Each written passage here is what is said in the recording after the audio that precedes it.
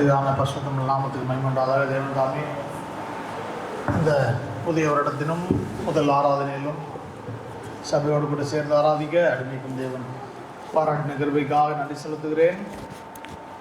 சபையார் யாவருக்கும் இந்த 2026ஆம் ஆண்டின் புத்தாண்டு நல்வாழ்த்துக்களை நம்முடைய கர்த்தராகிய இயேசு கிறிஸ்துவின் அன்பின் நாமத்திலே தெரிவித்துக் கொள்கிறேன். நாள் நம்முடைய தேவனாகிய கர்த்தர் நமக்கு கொடுத்த கர்த்தருடைய வார்த்தைகளை வாசித்து தியானம் செய்து வருகின்ற ஆயத்தமாக நம்முடைய தேவன் நமக்கு இறக்க செய்வாராக. பிலிப்பியருக்கு எழுதின நிருபம் 3ஆம் அதிகாரம் 13-14 வசனங்களை வாசிப்போம். பிலிப்பியருக்கு எழுதின நிருபம் 3ஆம் அதிகாரம் 13 மற்றும் 14 வசனத்தை வாசிப்போம். சகோதரரே, அதை பிடித்து கொண்டேன் என்று நான் எண்ணுகிறதில்லை. ஒன்று செய்கிறேன், பின்னானவைகளை மறந்து முன்னானவைகளை நாடி கிறிஸ்து இயேசுவுக்குள் தேவன் அழைத்த பரம அழைப்பின் பந்தய பொருளுக்காக இலக்கை நோக்கி தொடர்கிறேன். ஆமென். சகோதரரே, அதை பிடித்து கொண்டேன் என்று நான் எண்ணுகிறதில்லை. ஒன்று செய்கிறேன், பின்னானவைகளை மறந்து முன்னானவைகளை நாடி கிறிஸ்து இயேசுவுக்குள் தேவன் அழைத்த பரம அழைப்பின் பந்தய பொருளுக்காக இலக்கை நோக்கி தொடர்கிறேன் என்று அப்போஸ்தலனாகிய பவுல் சொல்லுகிறார். இங்கு பின்னானவைகளை மறந்து முன்னானவைகளை நாடி கிறிஸ்து இயேசுவுக்குள் தேவன் அழைத்த பரம அழைப்பின் பந்தய பொருளுக்காக இலக்கை நோக்கி தொடர்கிறேன் என்று சொல்லுகிறார். இந்த வாழ்க்கையிலே நடந்து முடிந்த காரியங்கள், அவற்றில் நடந்த தவறுகள், இவற்றை சென்று நாம் பின்னோக்கி சென்று சரி செய்ய முடியாது. நடந்து முடிந்த காரியங்கள் முடிந்தவைகள் தான். அவற்றில் என்ன செய்தோமோ அதை மாற்ற முடியாது. அது எந்த ஒரு மனிதனுக்கும் அப்படிப்பட்ட ஒரு காரியம் அகலப்படவில்லை. அதற்காகத்தான் நடந்து முடிந்த காரியங்களிலே நாம் குறைவுபட்டவர்களாக இருந்தோம் என்று சொன்னால், அல்லது குற்ற மனசாட்சி நமக்கு இருக்கும் என்று சொன்னால், அந்த கில்டினஸ் அதை சரிப்படுத்துவதற்கு தான் பாவ மன்னிப்பு என்கிற ஒரு பேராயுதத்தை கர்த்தராகிய இயேசு கிறிஸ்து நமக்கு கொடுத்திருக்கிறார். அதை மன்னித்து கர்த்தராகிய இயேசு கிறிஸ்து நமக்கு மன்னித்து மறக்கும் போது அவற்றில் உள்ள தவறு நித்தியத்திற்கும் சரி செய்யப்படுகிறது. ஆக பின்னானவைகளை நம்மால் சரி செய்ய முடியாது. ஆகவே தேவன் பாவ மன்னிப்பிற்கென்று தம்முடைய இரத்தத்தை நமக்கு கொடுத்திருக்கிறார். முன்னானவைகளை நாடி நமக்கு எதிரே இருக்கிற தேவனுடைய சித்தத்திற்கு அடுத்த காரியங்களில் நாம் தவறு செய்யாமல் நாம் நிதானமாக நடக்க முடியும். நமக்கு முன்னாக இருக்கிற காரியங்களில் நாம் கவனமாக செயல்பட்டு செவனே கர்த்தருடைய பாதையில் நடக்க முடியும். அதற்கு உதவி செய்வதற்காக கர்த்தருடைய ஆவியானவர் கொடுக்கப்பட்டிருக்கிறார். கர்த்தருடைய வார்த்தை நமக்கு கொடுக்கப்பட்டிருக்கிறது. ஆக கர்த்தருடைய இரத்தம் நம்முடைய பின்னானவைகள், அதாவது செய்து முடித்த காரியங்கள் நம்முடைய ஆத்மாவை பாதிக்காமல் இருப்பதற்கு கர்த்தருடைய இரத்தம் நமக்கு கொடுக்கப்பட்டிருக்கிறது. நமக்கு எதிரே இருக்கிற தேவனுடைய திட்டத்தை நிறைவேற்றுவதற்கு கர்த்தருடைய வார்த்தை, அதற்குள் மறைந்திருக்கிற சத்தியங்கள் நமக்கு உதவி செய்கிறது. கர்த்தருடைய ஆவியானவர் நமக்கு உதவி செய்கிறார். ஆகவே முன்னானவைகளை நாடி இந்த 2025ஆம் ஆண்டு முடிந்து விட்டது. இதில் நாம் செய்த தவறுகள், பிழைகளிலிருந்து அநேக பாடங்களை நாம் கற்றிருப்போம். அநேக அனுபவங்களை ஆவியானவர் கற்றுக் கொடுத்திருப்பார். இப்பொழுது பின்னானவைகளை மறந்து, ஏனென்றால் பின்னானவற்றை நாம் சரி செய்ய முடியாது. ஒருவேளை அதில் குற்ற மனசாட்சி காணப்படும் என்று சொன்னால் கர்த்தரிடத்தில் ஒப்பு கொடுத்து விட்டு நாம் முன்னானவைகளை நாடி, முன்னானவைகள் பரலோகத்துக்கு அடுத்தவைகளை, கிறிஸ்து தேவனுடைய வலது பார்சத்தில் வீட்டிற்கும் மேலானவைகளை நாடி தேவன் அழைத்த பரம அழைப்பின் பந்தய பொருளுக்காக கிறிஸ்து இயேசுவுக்குள் அவர் நம்மை தெரிந்து கொண்டு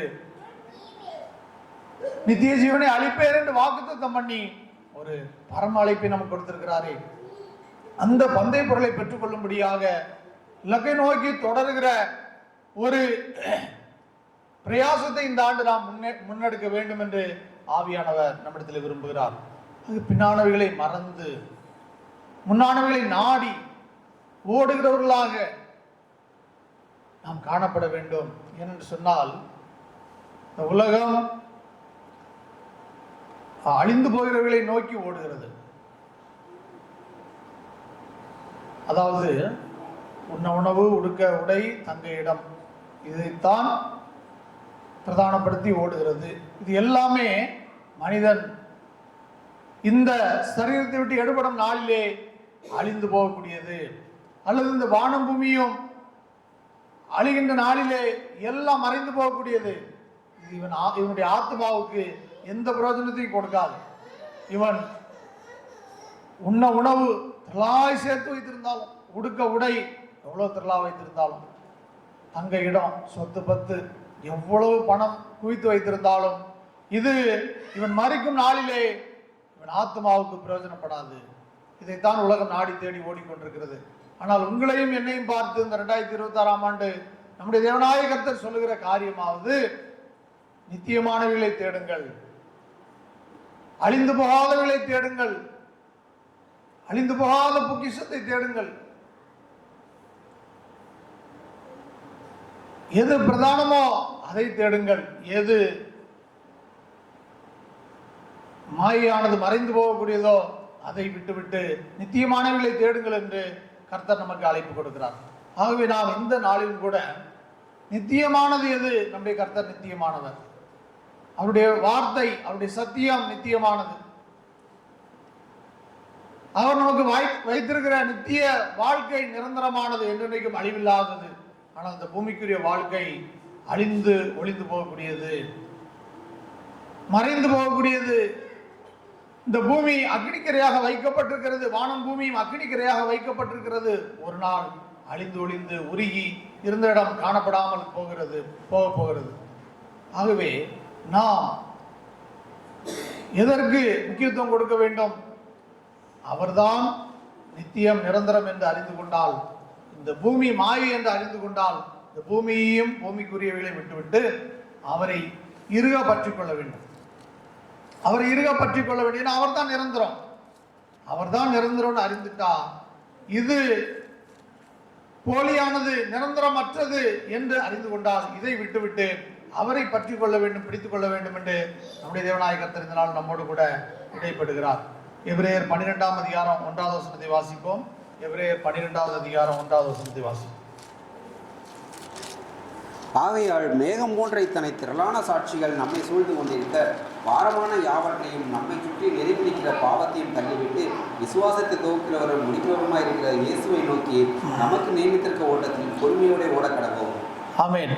ஆகையால் மேகம் போன்ற இத்தனை திரளான சாட்சிகள் நம்மை சூழ்ந்து கொண்டிருக்க, பாரமான யாவற்றையும் நம்மை சுற்றி நெருங்கி இருக்கிற பாவத்தையும் தள்ளிவிட்டு, விசுவாசத்தை துவக்கிறவரும் முடிக்கிறவருமாய் இருக்கிற இயேசுவை நோக்கி நமக்கு நியமித்திருக்கிற ஓட்டத்தில் பொறுமையோட ஓட கடவோம். அப்போ விசுவாசத்தை துவக்கிறவரும் முடிக்கிறவருமாய் இருக்கிறவர் நம்முடைய கர்த்தராகிய இயேசு கிறிஸ்து, நாம் ஆராதிக்கிற தேவன், நம்முடைய ஆத்மாவை மீட்டுக் கொண்டவர். அவர்தான் விசுவாசத்தை நம்மில் துவக்கினார், விசுவாசத்தை நம்மில் முடிக்கிறவரும் அவரை நோக்கி நம்முடைய ஓட்டம் இருக்க வேண்டும். இந்த ஓட்டம் 100 மீட்டர் ஓட்டம் மாதிரி இல்லை, 400 மீட்டர் ஓட்டம் மாதிரி இல்லை, பொறுமையோடு ஓடக்கூடிய ஓட்டம். அவரை நோக்கி நமக்கு நியமித்திருக்கிற ஓட்டத்தில் பொறுமையோடு ஓட கடவோம். நிதானம் அவசியம். ஆவிக்குரிய வாழ்க்கையிலே பொறுமை நமக்கு மிகவும் அவசியமாக இருக்கிறது. ஏனென்றால் துரிதமாய் ஓடினவர்கள் அநேகர் அந்த இலக்கை அடையாமல் போயிருக்கிறார்கள்.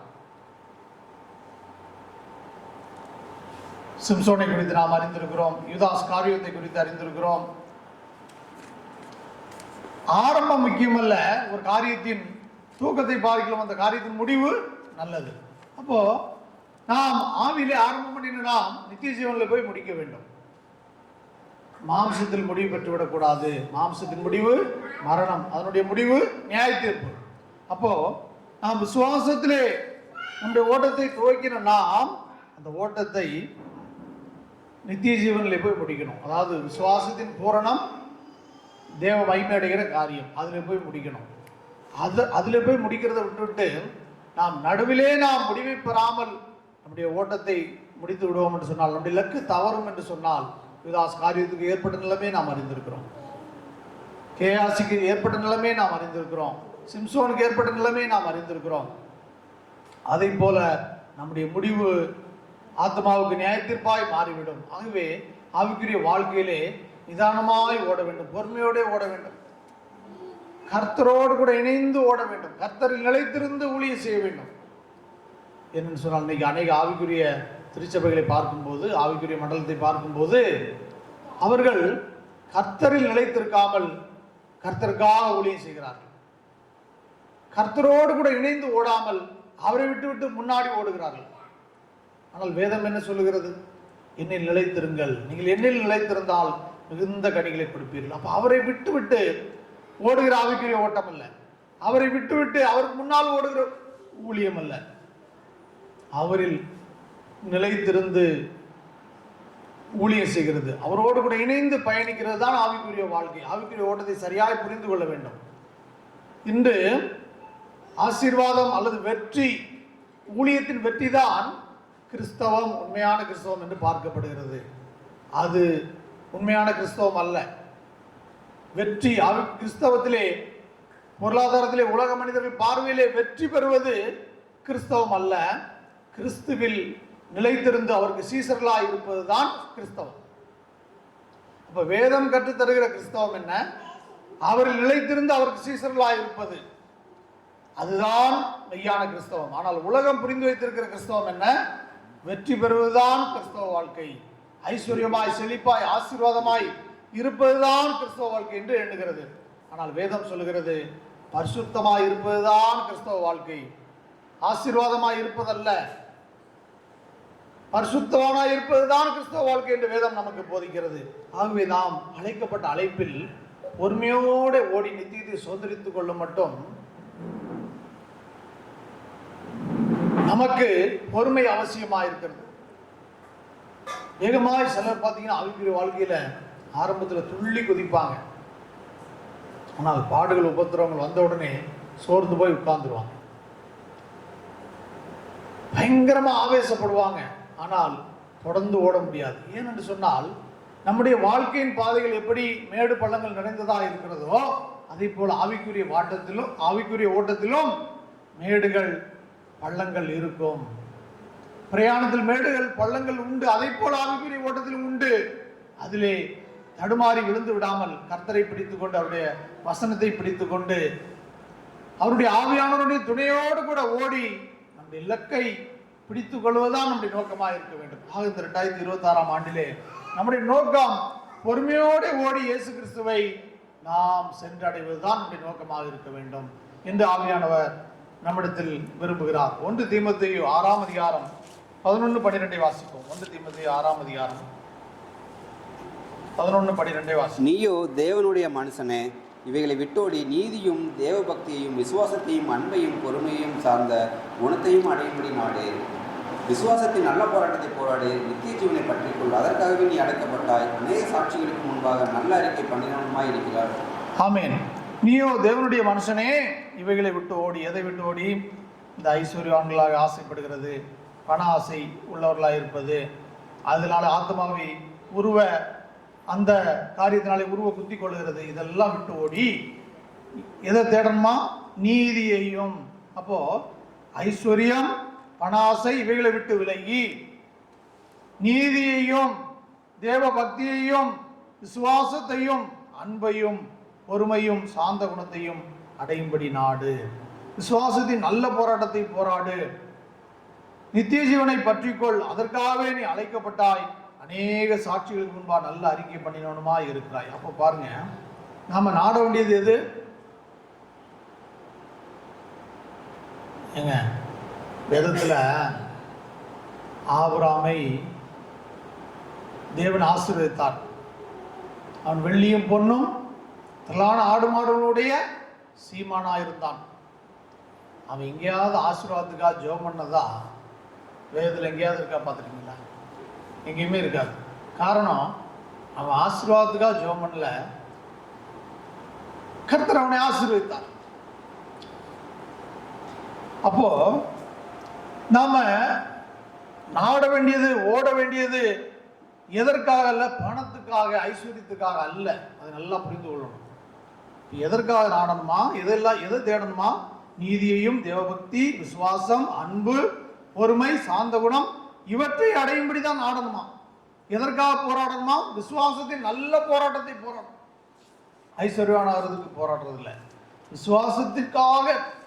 பரிசுத்தவான்களுக்கு ஒரு விஷயம் ஒப்பு கொடுக்கப்பட்ட விசுவாசத்திற்காக நீங்கள் தைரியமாய் போராட வேண்டும் என்று புத்தி சொல்லுகிறார் நிருபத்திலே.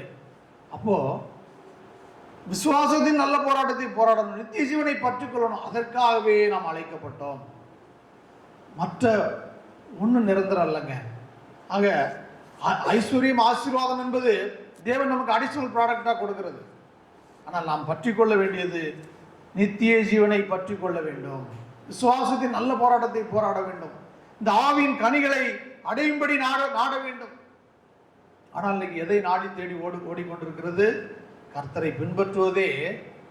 என் பிள்ளைக்கு கல்யாணம் ஆகணும், நல்ல வேலை கிடைக்கணும், இன்னும் பாரம்பரிய திருச்சபைகளில் இன்னும் ஒருபடி மேலே போய் நான் இந்த சபையை விட்டு வெளியே வர மாட்டேன், ஏன்னா எனக்கு புதைக்கிறதுக்கு இடம் கொடுப்பாங்க. ஆடப்பாவில சரீரம் ஆத்மா கர்த்தரோடு கூட வாழுகிற தகுதியை அடைந்தால் இந்த சரீரம் புதைக்கப்பட்டாலும் எரிக்கப்பட்டாலும் தூக்கி எறியப்பட்டாலும் அது ஒரு பொருட்டல்ல. ஆத்மா கர்த்தருக்குள் மரித்திருந்தால் வருகை நாளிலே அது மைமீன் சரீரத்தை பற்றி எழும்பிவிடும். கர்த்தருக்குள் ஆத்மா மரிக்காவிட்டால் அது என்னதான் பத்திரப்படுத்தப்பட்டு பூமியிலே புதைக்கப்பட்டாலும் மண்ணோடு மண்ணாக சரீரம் அழிந்து உருகி காணப்படாமல் போய்விடும். நியாய தீர்ப்பு நாளிலே ஆத்மா எழும்பி நிற்கும். அதுவும் ஒரு பாவ மேனியின் சரீரத்தை பெற்று நியாய தீர்ப்பை பெற்றுக்கொள்ளும்.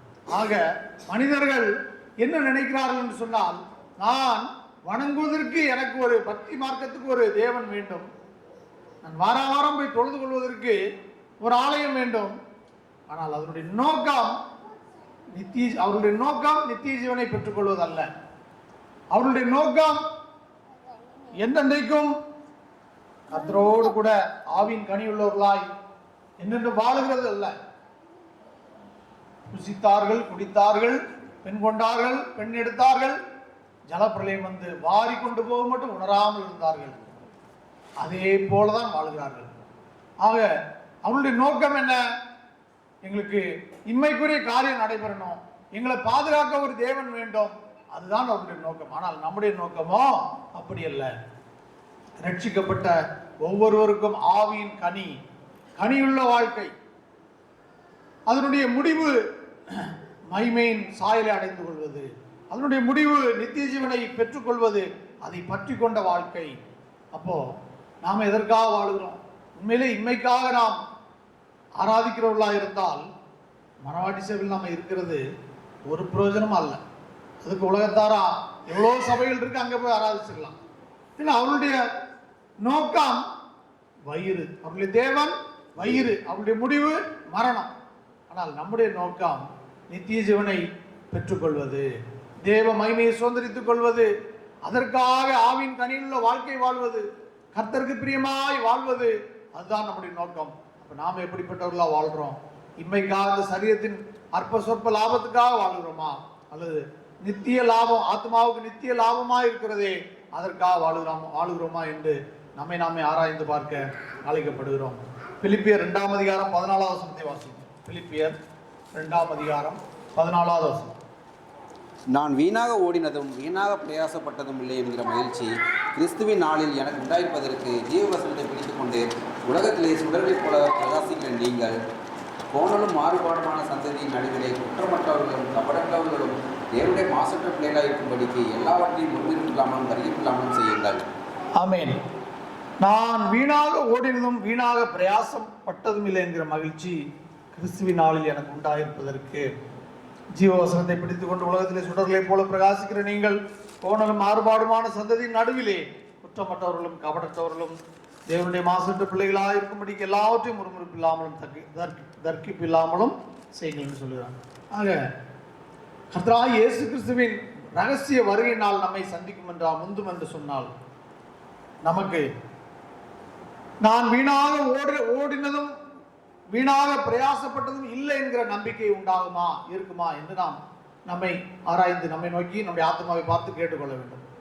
அல்லது ஒருவேளை இம்மிடியட்டா மரணம் நம்மை சந்திக்கும் என்று சொன்னால் இந்த நம்பிக்கை நமக்கு உண்டாகுமா? நான் வீணாக ஓடினதும் வீணாக பிரயாசப்பட்டதும் இல்லை என்கிற மகிழ்ச்சி நமக்கு உண்டாயிருக்குமா?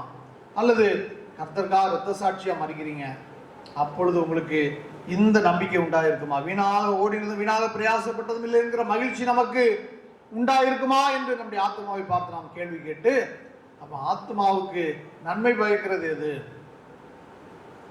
ஆத்மாவுக்கு தேவையெல்லாம் ரெண்டே ரெண்டு தாங்க, நீதியும் பரிசுத்தமும். நமக்கு பாருங்க அநேக காரியங்கள் ரெண்டு ரெண்டா இருக்கும். ரெண்டு காதுகள் இருக்கா, கண்கள் ரெண்டு இருக்கா, ரெண்டு கால்கள் இருக்கா, ரெண்டு கிட்னி இருக்கா, ரெண்டு கைகள் இருக்கா. அதை போலவே ஆத்மாவுக்கு ரெண்டு வேணும், ஒன்று நீதி, இன்னொன்று பரிசுத்தம். இந்த ரெண்டை தவிர வேற எதுவும் தேவையில்லை. ஆத்மா வாழ்வதற்கு, நித்தியத்தில் ஆத்மா வாழ்வதற்கு நீதியும் பரிசுத்தமும். நீதி நாம் அவருடைய பிரமாணங்களை கைக்கொள்வதன் மூலமாக நமக்கு கிடைக்கிறது. பரிசுத்தம் அவருடைய சத்தியத்தை அறிந்து சத்தியத்தை கைக்கொண்டு சிந்தையிலே வேறு பிரிக்கப்பட்ட ஒரு வாழ்க்கை வாழ்கிற பரிசுத்தவான்களாக இருக்கும்போது நமக்கு கிடைக்கிறது பரிசுத்தம். ஆக சிந்தையிலே உண்டாகிறது பரிசுத்தம், நம்முடைய நீதியின் கிரியைகளிலே உண்டாகிறது, அதனால் கிடைப்பது நீதி. நாம் அறிந்திருக்கிறோம். தீர்க்கதரிசியின் புஸ்தகத்தில் அந்த கற்பனைகளை கைக்கொண்டு கட்டளைகள் எல்லாவற்றையும் கைக்கொண்டு நடப்பவன் பிழைப்பான், அவனை நீதிமான் என்று அந்த வசனம் எடுத்து வாசிக்க சொல்லிட்டு இசைகள் எடுத்து வாசிக்க, கற்பனைகளை கைக்கொண்டு நடக்கிறவன் 18 வாசிக்க.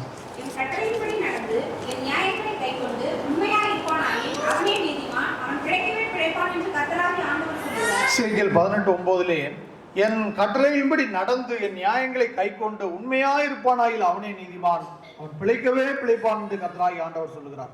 பாருங்க, அவருடைய கட்டளையின்படி நடந்து அவருடைய நியாயங்களை கைக்கொண்டு அவற்றில் உண்மையா இருப்போம் என்று சொன்னால் நாம் நீதிமானா இருப்போம், நம்முடைய ஆத்மா நீதிமானா இருக்கும், அவன் பிழைக்கவே பிழைப்பான் என்று கர்த்தராகிய ஆண்டவர் சொல்லுகிறார். அங்கு ஒரு ஆத்மா சாகவே சாவா என்று சொல்லப்பட்டது. ஆதாமை பார்த்து, நீதை என்னுடைய கற்பனை கட்டளைகள் நீ என்னவென்று சொன்னால், நீ இந்த விலக்கப்பட்ட கனியை புசிக்க கூடாது, இந்த மற்ற கனி எல்லாவற்றையும் நீ புசிக்கலாம், நீ புசிக்கும் நாளிலே சாகவே சாவா என்று ஒரு கற்பனைக்கு சொல்லப்பட்டது.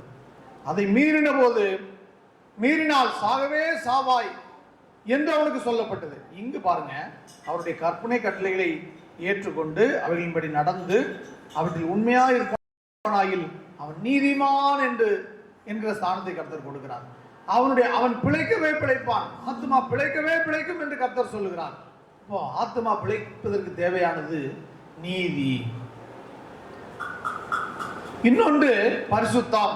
அந்த பரிசுத்தம் சிந்தை. அதாவது பழைய ஏற்பாட்டிலே தேவன் பாளையத்திற்கு உள்ளாக விக்கிரகங்கள் அவருடைய ஸ்தலத்துக்குள்ளாக இருக்கக்கூடாது, அசுத்தங்கள் அருவருப்புகள் இருக்கக்கூடாது, உன் பாளையம் எங்கும் பரிசுத்தமாக இருக்க வேண்டும், நான் உங்கள் நடுவே உலாவுகிற கர்த்தர் என்று அவர்களுக்கு சொன்னார். இங்கு நம்முடைய இருதயத்தில் தேவன் உலாவுகிறபடினால் கெட்ட சிந்தை நம்முடைய இருதயத்துக்குள் இருக்கக்கூடாது. அப்படி இருந்தால் தேவன் நமக்குள் உலாவி நம்மை மனவாட்டியாக ஆயத்தமாக்க மாட்டார். அதனாலதான் மாம்சத்துக்கு சிந்தை மரணம், ஆவின் சிந்தையோ ஜீவன சமாதானம் என்று எழுதப்பட்டிருக்கு. அப்ப மாமிச சிந்தை, கெட்ட சிந்தையுள்ளவர்களாக இருக்கக்கூடாது. மாமிச சிந்தை, இம்மைக்குரிய சிந்தைக்குரியவர்களாக இருக்கக்கூடாது. இச்சையின் சுவாபங்களை உடையவர்களாக இருக்கக்கூடாது. இச்சையினால் உலகத்துக்கு உண்டான கேட்டுக்கு தப்பி திவ்ய சுவாபத்திற்கு பங்குள்ளவர்கள் ஆகும் பொருட்டு மகாமேன்மை அருமையான வாக்குத்தத்தங்கள் நமக்கு அருளப்பட்டிருக்கிறது. அப்போ இச்சையினால் உலகத்துக்கு உண்டான கேட்டுக்கு தப்பி தேவனுடைய தெய்வீக சுவாபத்திற்கு, அன்பின் சுவாபத்திற்கு உரியவர்களாக மாற வேண்டும். அவருடைய அன்பின் சுவாபத்திற்கு உரியவர்களாக மாறும்போது, தெய்வீக சுவாபத்துக்குரியவர்களாக மாறும்போது நாம் நித்திய ஜீவனுக்கு தகுதியுடையவர்களாக அங்கீகரிக்கப்படுகிறோம் என்று வேதம் சொல்லுகிறது. ஆகவே நாம் ஆத்மா வாழ்வதற்கு தேவையான நீதியும் பரிசுத்தம் ரெண்டு மறக்கவே கூடாது. ரெண்டு காலில் ரெண்டு செருப்பு போட்டு நடக்கிறோம். அதை போல ஆத்மா வாழ்வதற்கு நீதியும் பரிசுத்தமும். அதான் வெளிப்படுத்த விசேஷத்தில் 22ஆம் அதிகாரத்தில் கடைசி ஆலோசனை சொல்லும் போது, பரிசுத்தம் உள்ளவன் இன்னும்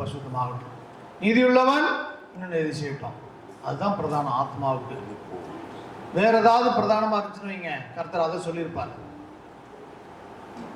நன்மை செய்கிறவன் இன்னும் நன்மை செய்யட்டும், தான தர்மம் பண்ணுகிறவன் இன்னும் தான தர்மம் பண்ணட்டும், அப்படியே சொன்னாரு. அப்படின்னா அது பிரதானம் அர்த்தம். கர்த்தர் என்ன சொன்னாரு?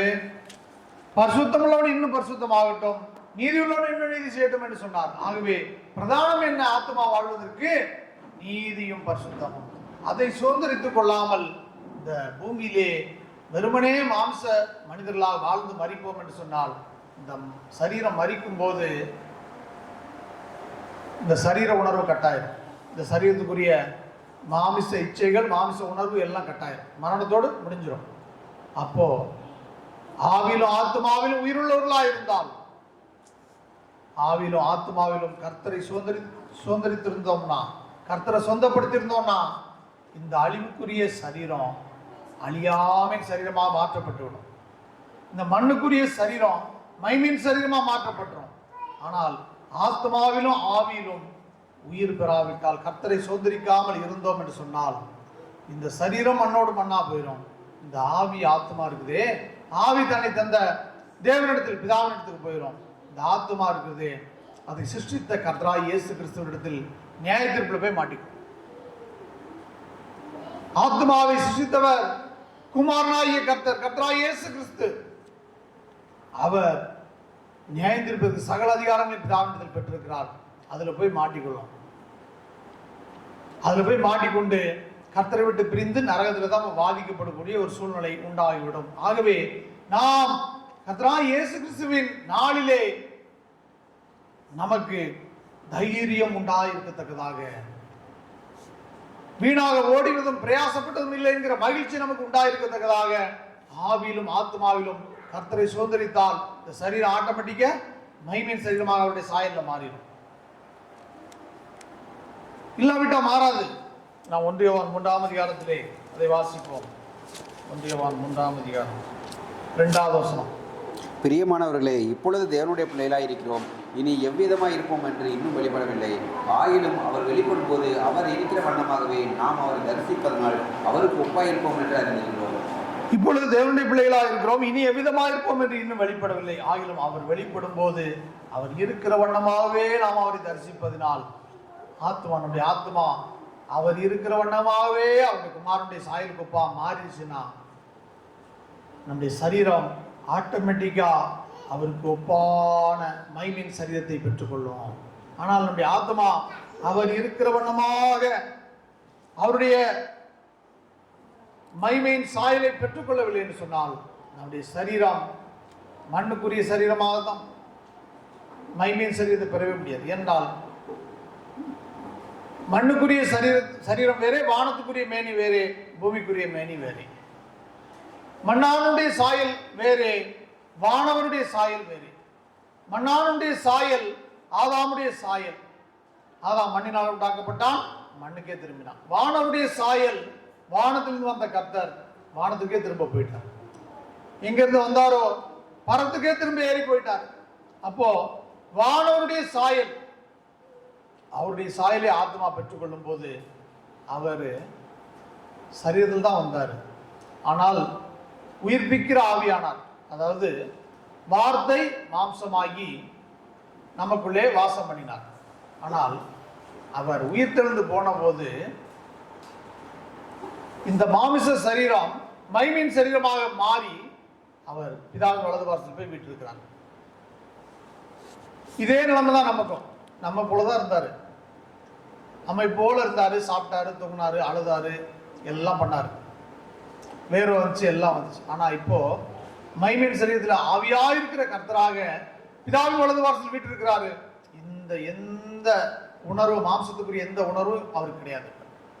அதே போலதான் ரகசிய வரிகளை நாம் நம்முடைய ஆத்மா குமாரனுக்கு ஒப்பாயிருக்கும்படி அந்த சாயலை அடைந்து கொண்டு சொன்னா, நம்முடைய சரீரம் ஆவிக்குரிய சரீரமாக, மரணமில்லாத சரீரமாக, நித்திய வாழ்க்கைக்கு அவரோடு கூட வாழ்கிற ஆயத்தமுடைய தகுதியுடைய சரீரமாக மாறிவிடும்.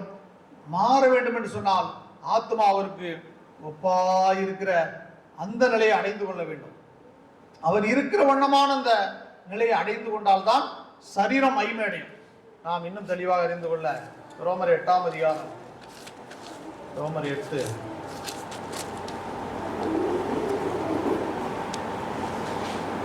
29 வாசி. 29. தம்முடைய குமாரன் அநேக சகோதரர்களுக்குள்ளே முதற் பேரானவராய் இருக்கும் பொருட்டு தேவன் எவர்களை முன்னறிந்தாரோ அவர்களை தமது குமாரனுடைய சாயலுக்கு ஒப்பாயிருப்பதற்கு முன்குறித்திருக்கிறார். தம்முடைய குமாரன் அநேக சகோதரர்களே முதற் பேரானவராய் இருக்கும் பொருட்டு தேவன் எவர்களை முன்னறிந்தாரோ அவர்களை தமது குமாரனுடைய சாயலுக்கு ஒப்பாயிருப்பதற்கு முன்குறித்திருக்கிறார்.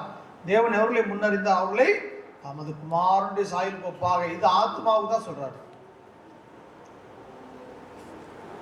சரீரம் நீங்க பெரும்பாலும் பாருங்க, நம்ம அம்மா அப்பாவுடைய சாயல் இருப்போம், இல்லை தாத்தா பாட்டியோட சாயல் இருப்போம். நம்ம பரம்பரையில் அந்த ஜீனுடைய சாயல் தான் இருக்கும். நம்ம பிள்ளைங்களும் அதே மாதிரி தான் இருக்கும்.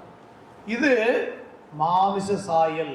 ஆனால் வேதம் சொல்லுகிறது தேவன் எவர்களை முன்னறிந்தாரோ அவர்களை தமது குமாரனுடைய சாயலுக்கு ஒப்பா இருப்பதற்கு முன்குறித்திருக்கிறார். தமது குமாரனுடைய சாயல் என்ன? அவருடைய ஆத்மாவின் சாயல். அவர் பரிசுத்தம் நீதியும் தான் அவருடைய சாயல். தேவன் தம்முடைய சாயலாவே மனிதனை சிருஷ்டித்தார். தேவ சாயலாவை சிருஷ்டித்தார். அவனை ஆணும் பெண்ணுமாக சிருஷ்டித்தார் என்று எழுதியிருக்கிறதல்வா ஆதியாகமம் 1:26. அதுல போய் போட்டோம்னா எபிரேயத்துல பரிசுத்தமும் நீதியும் தான். அப்ப தேவனுடைய சாயல் என்று சொல்லப்படுவது என்ன? பரிசுத்தமும் நீதியும் உள்ளவர். அவர் பரிசுத்தம் உள்ளவர், நீதி உள்ளவர், சத்தியம் உள்ளவர், மகிமை உள்ளவர். அந்த சாயலை ஆத்மா அடைந்து கொள்ளும் போது தம்முடைய குமாரனுடைய சாயலுக்கு ஒப்பாயிருப்பதற்கு நம்மை முன்குறித்தார்களோ அந்த சாயலை நம்முடைய ஆத்மா அடைந்து கொள்ளும் போது நம்முடைய சரீரம் மகிமையின் சரீரமாக மாறிவிடும்.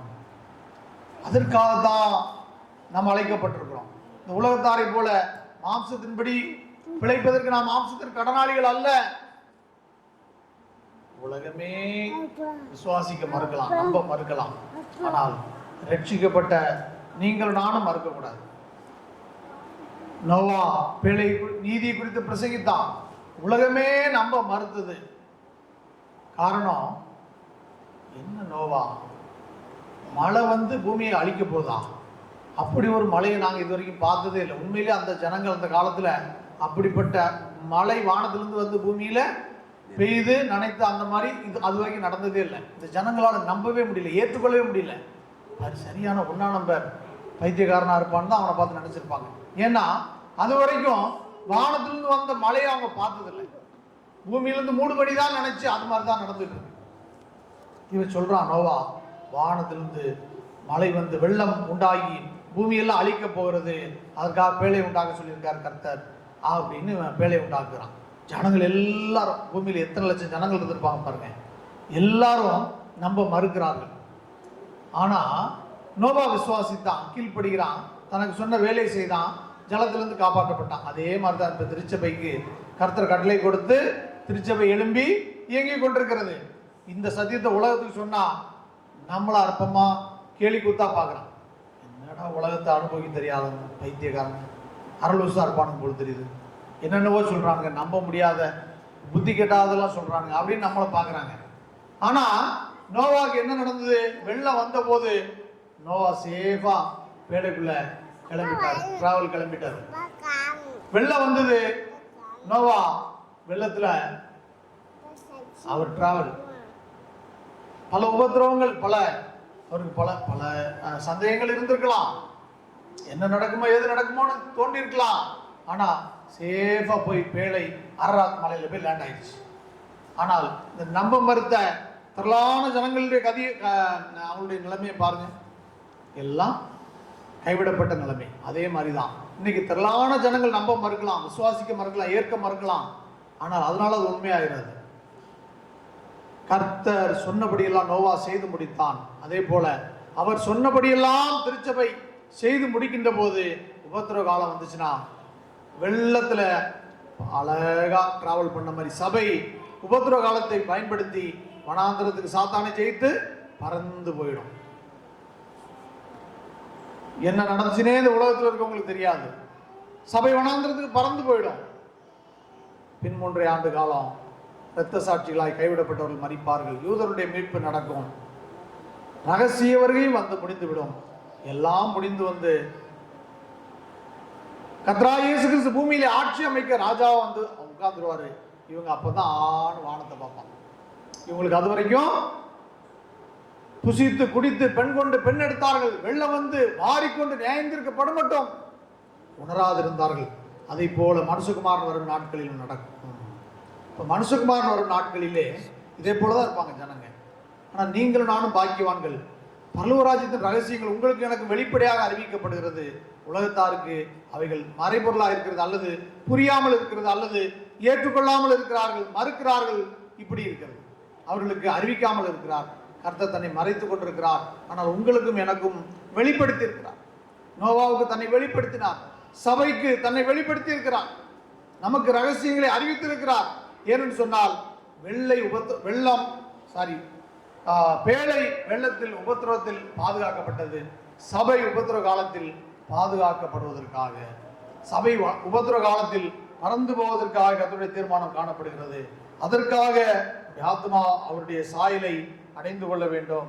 தொடர்ந்து வாசிப்போம். 2 கொரிந்தியர் 8:21. 2 கொரிந்தியர் 8:21.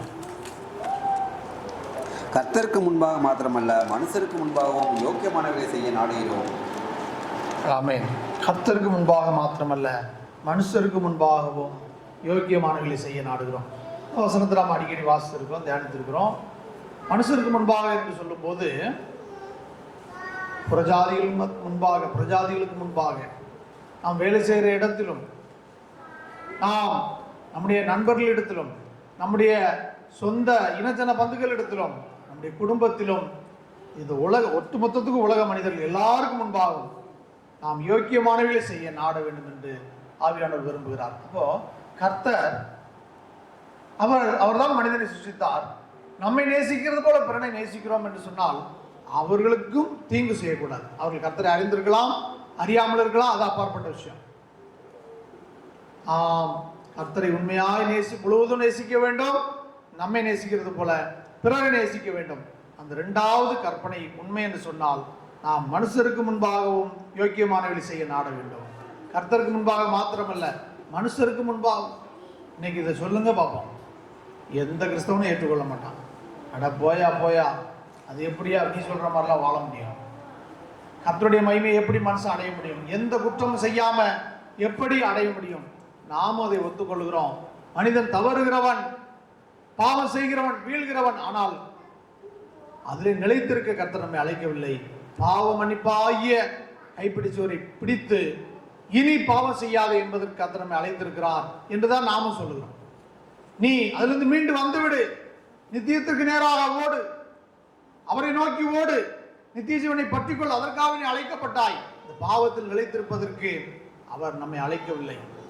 அவர் பாவத்தில் நிலைத்திருந்து நித்திய ஜீவனை கொடுப்பது அவருக்கு சித்தம் என்று சொன்னால் அதை ஆதாமுக்கே கொடுத்திருப்பாரு. ஆதாமுக்கே மரணத்தை நியமித்து தோட்டத்தை விட்டு அனுப்பிவிட்டார். ஏன் நியாயத்தீர்ப்பு கொடுத்து அனுப்பிவிட்டாரு? பாவத்திலே நிலைத்திருந்து அவனை நித்தியத்திற்கு ரட்சித்துக் கொள்ள அவருக்கு பிரியம் என்று சொன்னால் ஆதாமை தோட்டத்தில் இருந்து விரட்டி இருக்க அவசியமே இல்லை. அவனுக்கு நியாயத்தீர்ப்பு கொடுத்திருக்க வேண்டிய அவசியமே இல்லை. அப்ப அவருடைய நோக்கம் பாவத்தில் நிலைத்திருப்பதல்ல, பாவத்திலிருந்து விடுதலையாகி அவன் தன்னோடு நித்திய ஜீவனை பற்றி கொண்டு வந்துவிட வேண்டும். அப்போ அதற்கு தான் தேவன் கிருபையாக பாவ மன்னிப்பு உபதேச சபை கையெழுத்திருக்கிறார். இந்த பாவ மன்னிப்பு உபதேசம் நமக்கு மிகப்பெரிய ஒரு சாக்கியம். பரிசுத்தமாகிறதற்கு, நீதிமான் ஆகிறதற்கு, அதை பிடித்து நாம் பூரணத்துக்கு நேராக கடந்து போவதற்கு கர்த்தர் ஈவாக திருச்சபை கொடுத்திருக்கிறார். எவர்களுடைய பாவங்களை நீங்கள் மன்னிக்கிறீர்களோ அதாவது அவர்களுக்கு மன்னிக்கப்படும். எவர்களுடைய பாவங்களை மன்னியாதிருக்கிறீர்களோ அது அவர்களுக்கு மன்னிக்கப்படாதிருக்கும். பாவம் செய்தால் கர்த்தரிடத்தில் வந்து சரண்டர் ஆயிரும். மறைக்கக்கூடாது. பாவங்களை மறைக்கிறவன் வாழ்வடைய மாட்டான்.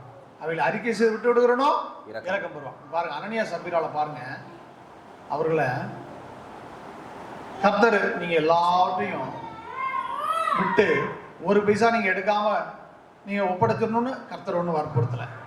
எல்லாரும் செஞ்சாங்க. இவங்களும் தங்களுடைய நிலங்களை விற்கிறாங்க. அதை தங்களுக்கு கொஞ்சம் வேணும் வச்சிருக்கோன்னு மிதி கொண்டு கொடுத்துட்டு அதை ஒப்பு கொண்டிருந்தா, பாவங்களை மறைக்காம ஒப்பு கொண்டிருந்தா நியாயத்தீர்ப்பு வந்திருக்குமா? கண்டிப்பா வந்திருக்காது. பாவங்களை மறைக்காமல் இருந்தால், பாவங்களை மறைக்காமல் ஒத்துக்கொண்டால் கர்த்தர் நியாயத்தீர்க்கிறவர் அல்ல. அவருடைய நோக்கம் நியாயத்தீர்ப்பதல்ல. ஆனால் மறைக்கின்ற பொழுது அங்கதான் பிரச்சனை உண்டாகுது. பாவம் செய்த ஆதாம் அவற்றை ஒத்துக்கொண்டு கர்த்தரிடத்தில் சரண்டராக அல்ல, என்ன பண்றான்? விருட்சங்களுக்கு போய் ஓடி ஒளித்து கொண்டான். ஆதாம் எங்கே இருக்கிறாய்? நான் நிர்வாணி இருப்பதனால் பயந்து, பிரசனத்துக்கு விலகி பயந்து விருட்சங்கள் நடுவே ஒளித்து கொண்டேன் அப்படின்னு சொல்றான். அப்போ பாவங்களை நாம் செய்வோம் என்று சொன்னால் அவற்றிருந்து அறிக்கையிட்டு ஒப்புரவாகி ஒத்துக்கொள்வோம் என்று சொன்னால் நியாயத்தீர்ப்பு கிடையாது. ஒத்துக்கொண்டு மனம் திரும்பி விடுபட்டு விடுவோம் என்று சொன்னால் நியாயத்தீர்ப்பு கிடையாது. ஆனால் அதில் நிலைத்திருந்து தொடர்ந்து துணிகரமாய் பாவம் செய்து அவருடைய கிருபையை அற்பமாய் எண்ணி தேவனுடைய குமாரனுடைய இரத்தத்தை காலின் கீழ் மிதித்து உடன்படிக்கையின் இரத்தத்தை அசுத்தம் என்று எண்ணி கிருபை நாவி நிந்திக்கிறவன் எவ்வளவு கொடிதான ஆக்கினைக்கு பாத்திரவனா இருப்பான். தசமத்திருத்தம் வாசி. தேவனுடைய குமாரனை காலின் கீழ் மிதித்து, எபிரேயரா, குமாரனை காலின் கீழ் மிதித்து தன்னுடைய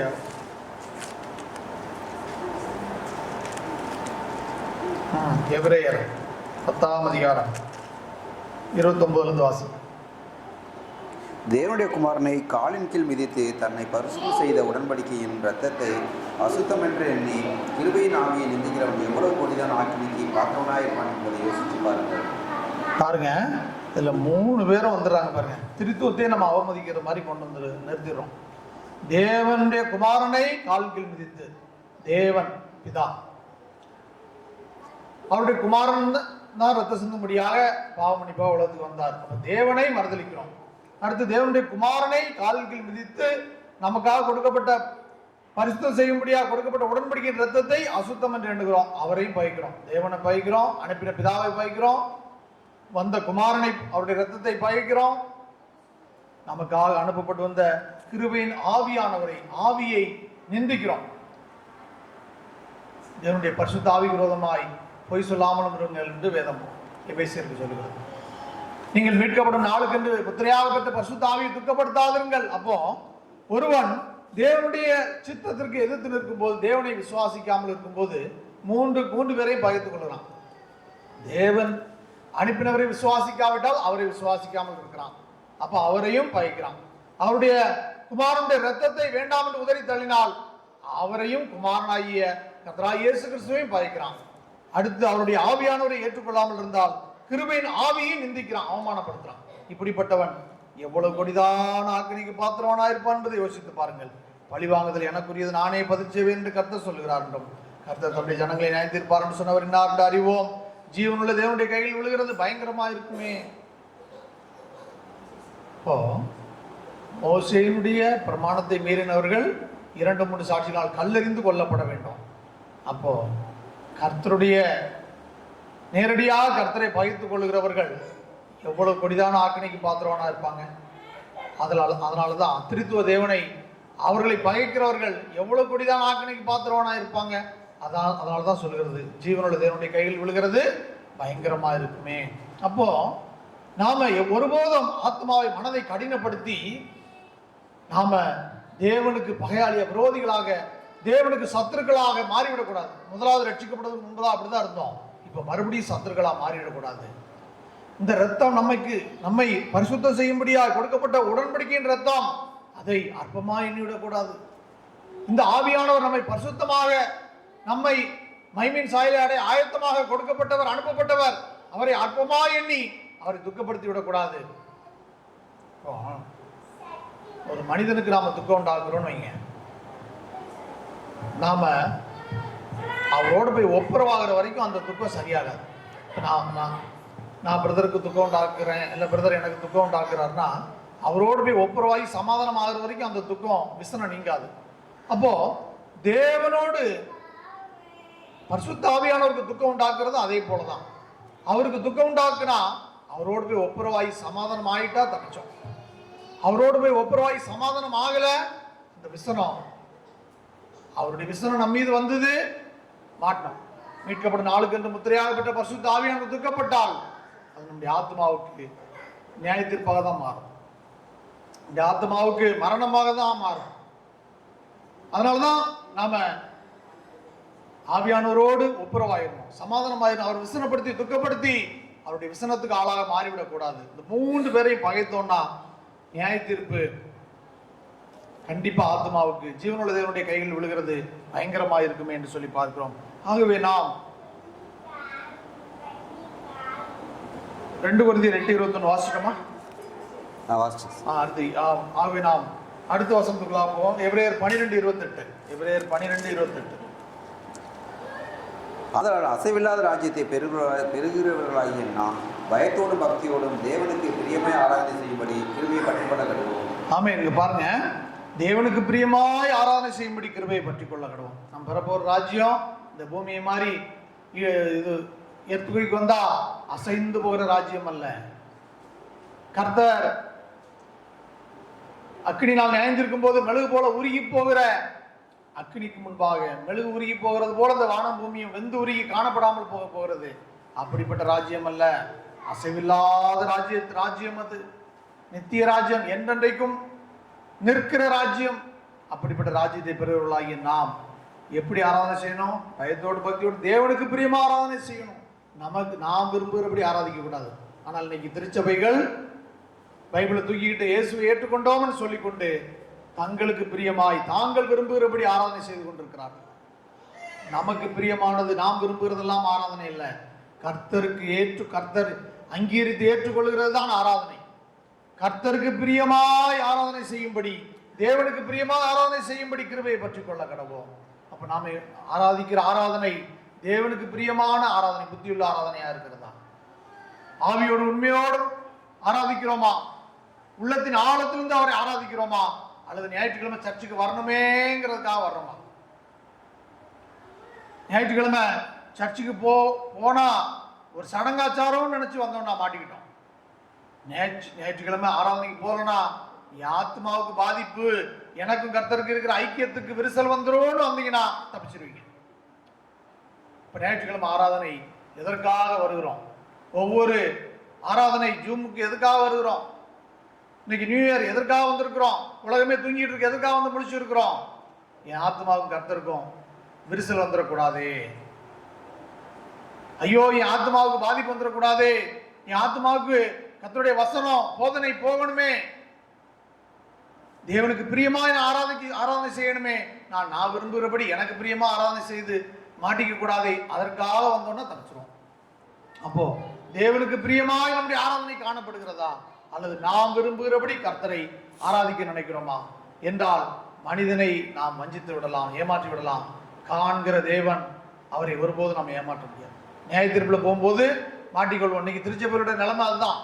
மனிதரை ஏமாற்றி இந்த உலகத்தில் வாழ்ந்துடலாம். ஆனால் நம்மை காண்கிற வானத்து பூமி படைத்த கர்த்தருடைய சமூகத்துக்கு முன்பாகவே ஆத்மா நியாய தீர்ப்பு நிற்கும் போது எல்லாம் வெளியரங்கமாக வெட்ட வெளிச்சமா இருக்கும். நமக்கு அந்தரங்கமாக இருக்கிறவைகள் ஒன்றும் அவருக்கு மறைவானவைகள் அல்ல. நல்லா மறந்துடக்கூடாது.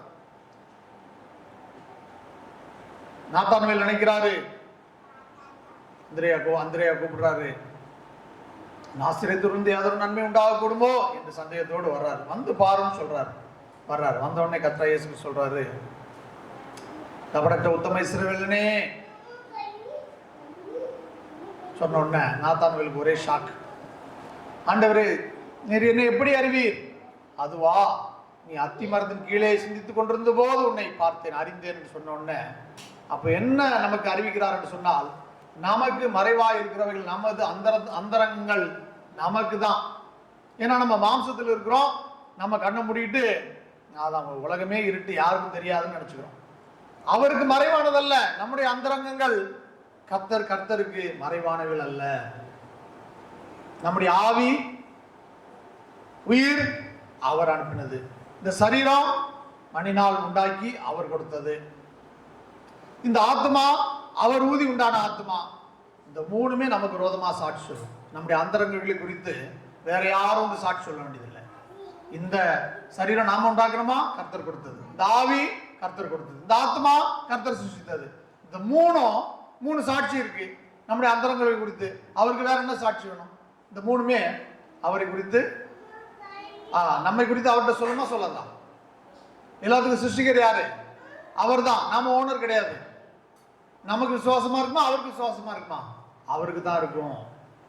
அப்போ நம்முடைய அந்தரங்கங்கள் நமக்கு தான் மறைவானது நாம நினைச்சுக்கிறோம். மறைவானவர்கள் நம்முடைய தேவனாய கர்த்தருக்கு உரியவைகள், வெளிப்படுத்தப்பட்டவர்கள் நமக்குரியது. அப்ப மறைவானது எல்லாம் அவருக்கு தெரியும். அவருக்கு எதுவும் ரகசியம் அல்ல. அவருக்கு ஒளிப்படத்தில் செய்யப்படுகிறது எதுவும் அவருக்கு ரகசியம் அல்ல. எல்லாமே அவர் பார்த்து கொண்டிருக்கிறார். பூமி எங்கும் அவருடைய கண்கள் உலாவிக் கொண்டிருக்கிறது. ஆகவே நாம நினைச்சிடக்கூடாது நமக்கு யாருமே பார்க்கல. எந்த மனிதர்களும் பார்க்காம இருக்கலாம். நம்முடைய ஆத்மா சாட்சி, நம்முடைய ஆவி, நம்முடைய சரீர சாட்சி, நம்மை கண்காணிக்கிற, நமக்கு உதவியாய் அனுப்பப்பட்டிருக்கிற தேவ தூதர்கள் பார்த்து கொண்டிருக்கிறார்கள். அசுத்தாவிலிருந்து சாத்தானும் பார்த்து கொண்டிருக்கிறான், நம்மை பார்த்து கொண்டே இருக்கிறான். யோபை குறித்து பார்க்கும்போது ஆண்டவர் கேட்கிறாரு, சாத்தானே எங்கே இருந்து வருகிறாய்? நான் பூமி எங்கு சுற்றி திரிந்து உலாவி வருகிறேன்னு தான் சொல்றான். அவன் டைரக்டா சொல்லலை, கர்த்தருக்கு அவன் டைரக்டா சொல்லலை நான் யோபின் மேல் கவனம் வைத்தேன்னு. அவன் பூமி எங்கு சுற்றி திரிந்து உலாவி வருகிறேன்னு தான் சொல்றான். ஆனா கர்த்தர் கண்டுபிடிச்சிட்டாரு. அவனுடைய கண்ணு யோபின் மீது பட்டது. அவனுடைய அந்தரங்கங்களை குறித்து கரெக்டா கேட்ச் பண்ணிட்டாரு பாருங்க. என் தாசனா யோபின் மீது கவனம் வைத்தாயோ. ஆனா அவன் என்ன சொன்னான்? எங்க இருந்து வர்றான்னு கேட்டதுக்கு நான் யோபை பார்த்துட்டு அங்க இருந்து வரான்னு சொன்னான்.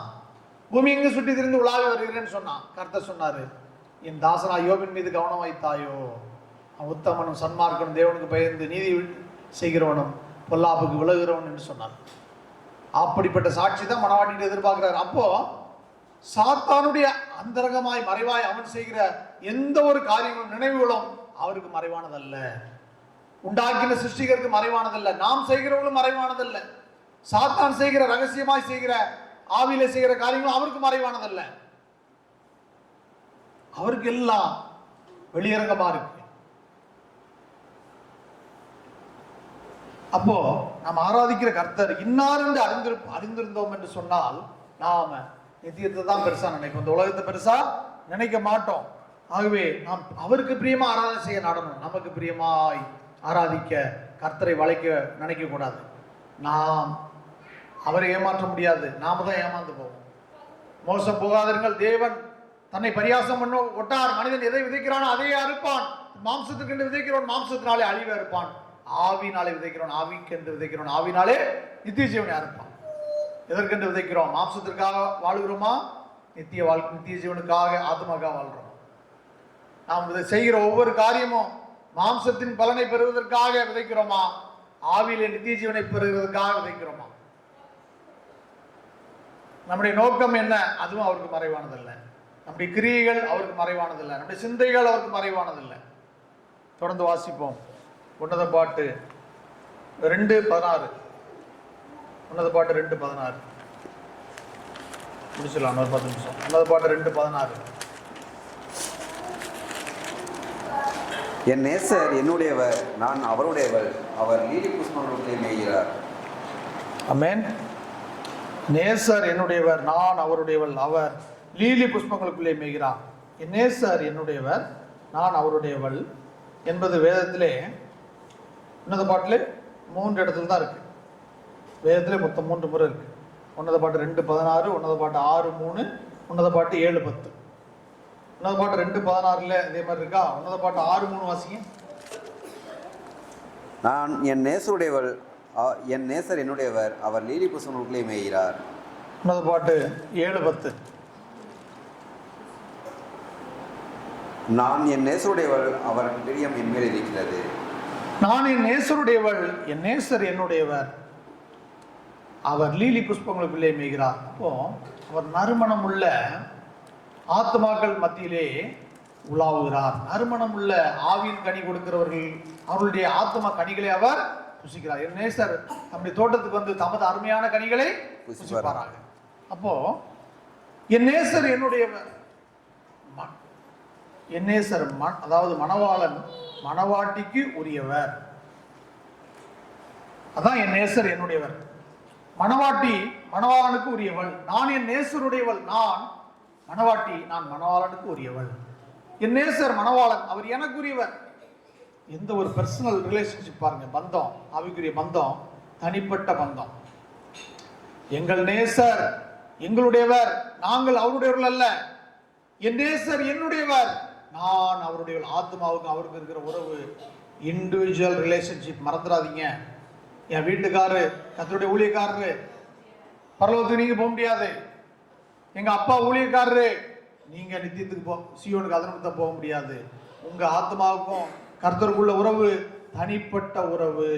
நான் என் நேசருடையவள், என் நேசர் என்னுடையவர் அப்படின்னு உங்க ஆத்மா சொன்னாதான் உங்களுடைய நறுமணமுள்ள ஆவிக்குரிய வாழ்க்கையில் பிரியப்பட்டு அவருடைய பிரியம் நம்மேல் இருந்தாதான், அவர் பிரியம் என் மேல் இருக்கிறது இருந்தாதான் ஆத்மா தப்பிக்கும். இல்லாவிட்டால் புத்தி இல்லாத கன்னிகைன்னு அவர் அனுப்பிட்டார்னா நியாயத்திற்கு அவருக்கு சகல அதிகாரம் உடைய இருக்கிறது. ஒரே இடத்துல தான் இருந்தாங்க 10 கன்னிகைகள். அவர்களும் கன்னிகைகள் தான், தீவட்டிலாம் வச்சிருந்தாங்க, ஆனால் எண்ணெயை கூட கொண்டு போகவில்லை. புத்தியுள்ள கன்னிகளோ தீவட்டிகளோட எண்ணெயும் கூட கொண்டு போனார்கள். சகல ஆயத்தத்தோடு இருந்தாங்க. ஆயத்தத்தில் குறைவு, புத்தி இல்லாத கன்னியை மாட்டிக்கிட்டாங்க. அப்போ என் நேசர் என்னுடையவர், நான் அவருடைய, அவருக்கு உங்களுக்குமான ஆத்ம உறவு. நீங்கள் எங்க இருக்கிறீங்கன்னு உங்களுக்கு ஆத்மா கரெக்டா தெரியும். உங்களை குறித்து நான் ஜட்ஜ் பண்ண முடியாது, ஆனா உங்க ஆத்மாவுக்கு தெரியும் நான் எங்க இருக்கிறேன், நான் எங்க இருக்கிறேன், எந்த இடத்துல இருக்கு. எனக்கு கர்த்தருக்குமான உறவு எப்படிப்பட்டதுக்கு விரிசலா இருக்கா? எப்படின்னா அந்த உறவு எப்படி வச்சிருக்கிறாருன்னா, கணவன் மனைவிக்கு உள்ள உறவு, கணவன் மனைவிக்கு உள்ள உறவு விரிசலா இருந்தா அவங்க 2 பேருக்கு நல்லா தெரியும். ஐக்கியத்துல நல்லா இருக்கிறாங்கன்னா அவங்க 2 பேருக்கு நல்லா தெரியும். மற்றவங்களுக்கு வேணா கண்டுபிடிக்க தெரியாம இருக்கலாம். அவங்க 2 பேருக்கும் எங்க 2 பேருக்கும் ரொம்ப பகையா இருக்கு அப்படிங்கிறது நல்லா தெரியும். இதே உறவு தான் கர்த்தருக்கும் நம்ம ஆத்மாவுக்கும், நமக்கும் அவருக்கும் உறவு நல்லா இருக்கா விரிசலா இருக்கா செக் பண்ணிக்கங்க. கிருபையின் காலத்துல இப்பவே செக் பண்ணிக்கங்க. நற்செய்தி நாள்ல செக் பண்ணிக்கங்க. என் நேசர் என்னுடையவர் என்று தைரியமா நம்ம சொல்ல முடியுமா? சொல்ல முடியுதா? இல்லாவிட்டா விரிசலா இருக்குன்னு அர்த்தம். நான் என் நேசருடையவள், என் நேசருடையவள் அப்படின்னு சொல்ல முடியுமா? அவர் என்னுடையவர் என்று ஆத்மா சொந்தம் கொண்டாட முடியுமா? இல்லாவிட்டால் அவருக்கு நமக்கு ரொம்ப விரிசலா இருக்குன்னு அர்த்தம். அப்படின்னா நம்முடைய முகமே நம்மளை காட்டி கொடுக்கும். நம்மளை பார்க்குறவங்களே ஐயோ புருஷன் மனைவி சரியான அண்டர்ஸ்டாண்டிங் இல்லையே என்று கண்டுபிடிச்சிருவாங்க. நம்ம ஆத்மாவின் அழகு, ஆத்மாவின் செயல்பாடு காட்டி கொடுத்துரும். கர்த்தருக்கும் நமக்கும் விரிசல் இருக்கு, கர்த்தருக்கு நமக்கு சரியான ஐக்கியம் இல்லை அப்படிங்கிறது ஆத்மா உற்று பார்த்தா தெரிஞ்சிடும், கண்டுபிடிச்சிருவாங்க பார்க்கிறவங்க. அப்போ நாம தனிப்பட்ட உறவுகளை கர்த்தரோடு எப்படி இருக்கிறோம்? நேசர் என்னுடையவர், நான் அவருடையவள் என்று சொல்லி நம்ம ஆத்மா சொல்ல முடியுமா? அவர் நம்முடைய நறுமணமுள்ள வாழ்க்கையில் பிரியப்பட்டு நம்முடைய ஆவின் கனியை வந்து புசிக்கிற அந்த அனுபவத்துக்குள்ளாக வளர வேண்டும் என்று தேவன் நம்மில் எதிர்பார்க்கிறார். எபேசியர் 5:1-2 வாசிங்க. எபேசியர் 5:1-2.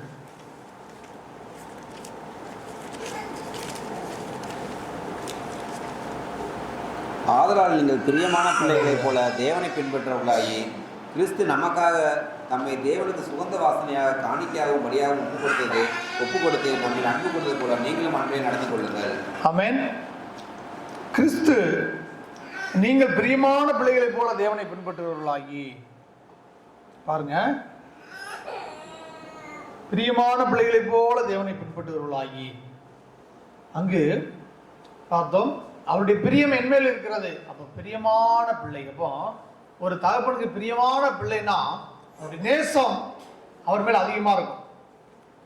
இப்போ யாக்கோபுக்கு 12 பிள்ளைகள் இருந்தாலும் யோசேப்பு தான் அவருக்கு பிரியமான பிள்ளை. அவருடைய நேசம் அதிகமா அவருக்கு இருந்ததுனால பலவர் அங்கெல்லாம் தைச்சு அவருக்கு போட்டிருந்தாரு, அதிக பாசம் வச்சிருந்தாரு, நம்ம அறிந்து இருக்கோம். அதுதான் பிரியமான பிள்ளை, அப்படிதான் வச்சிருப்பாங்க. அப்போ நாம பிரியமான பிள்ளைகளை போல தேவனை பின்பற்றுவர்களா இருந்தோம்னா அவருடைய நேசம் நம்ம இது தனிப்பட்ட பாசமா இருக்கும் கண்டிப்பா. அப்போ நாம எப்படி இருக்கணுமா? அப்படி இருக்கணும்னா பிரியமான பிள்ளைகளை தேவனை பின்பற்றுவர்களா இருந்தா என்ன பண்ணணுமா? பாருங்க, கிறிஸ்து நமக்காக தம்மை தேவனுக்கு சுகந்த வாசனையான காணிக்கையாகவும் பலியாகவும் ஒப்பு கொடுத்து அன்பு கூர்ந்தது போல நீங்களும் அன்பிலே நடந்து கொள்ளுங்கள். அன்பிலே உறுதியாய் கட்டப்படணும், அன்பிலே நடந்து கொள்ளணும். அவரை முழு ஆத்மா முழு பலத்தோடு முழு அன்பு வரணும். நம்மை நேசிக்கிறது போல பிறரை நேசிக்கணும். உலகத்தான் போல நடந்து கொள்ளக்கூடாது. எனக்கு வந்தா ரத்தம், அவனுக்கு வந்தா தக்காளி சட்னி அப்படின்னு நடந்து கொண்டா அது தேவ அன்பு அல்ல, அது உலக அன்பு, உலக நேசம். உலக நேசம் தேவனுக்கு பகை. அப்போ நாம நம்முடைய நேசம் எப்படி இருக்கணும்? கிறிஸ்து நமக்காக, இந்த பரிசுத்தவான்களுக்காக அநேகரை ஆதாயப்படுத்திக் கொள்ளும்படியாக தன்னை சுகந்த வாசனையான காணிக்கையாகவும் பலியாகவும் அவர் தன்னை ஒப்பு கொடுத்து நம்மில் அன்பு கொண்டார். அதை போல நாமும் அன்பிலே நடந்து கொள்ளணும். சிம்பிள் தான். அந்த 2 பிரமாணம் இருக்கு பார்த்தீங்களா? உன்னை நேசிக்க போல பிறனை நேசி, உன் தேவனாய கர்த்தரை முழு இருத்தோடு முழு ஆத்மாவோடும் முழு பலத்தோடு நேசி. இந்த 2 கற்பனைகளுக்குள்ள எல்லா வேதத்தில் இருக்கிற எல்லா பிரமாணமும் உள்ள அடங்கி இருக்கு. அப்போ இந்த 2 பிரமாணத்தை நாம சரியா நிறைவேற்றோம்னா என்ன அர்த்தம்? எல்லா நியாய பிரமாணங்களையும் நிறைவேற்றுகிறோம்னு அர்த்தம். நியாய பிரமாணத்தை அழிக்கிறதுக்கு அல்ல, நிறைவேற்றுகிறதுக்கு, ஃபுல்ஃபில் பண்ணுகிறதுக்கு, கம்ப்ளீட் பண்ணுகிறதுக்கு தான் கர்த்தராகிய இயேசு கிறிஸ்து வந்தார். நியாய பிரமாணத்தின் நீதி நம்மில் நிறைவேறும்படிக்கே அப்படி செய்தார். வசனம் தெளிவா இருக்கு. அழிக்கப்படுது. இன்னைக்கு நிறைய பேர் சொல்லுவாங்க நியாய பிரமாணம் எல்லாம் அதெல்லாம் கிறிஸ்து நிறைவேற்றி முடிச்சிட்டாரு. அப்படி கிடையாது. ரோமர் கேடுங்க, அந்த வசனம் சொல்ற, அப்ப நல்லா புரியும்.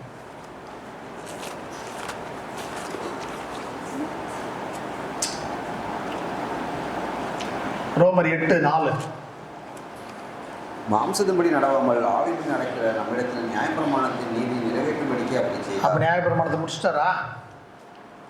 இல்ல, ஆவியை பெற்ற நாம் நம்மிடத்தில் நியாயப்பிரமாணத்தின் நீதி நிறைவேறும்படிக்கே அப்படி செய்தார்.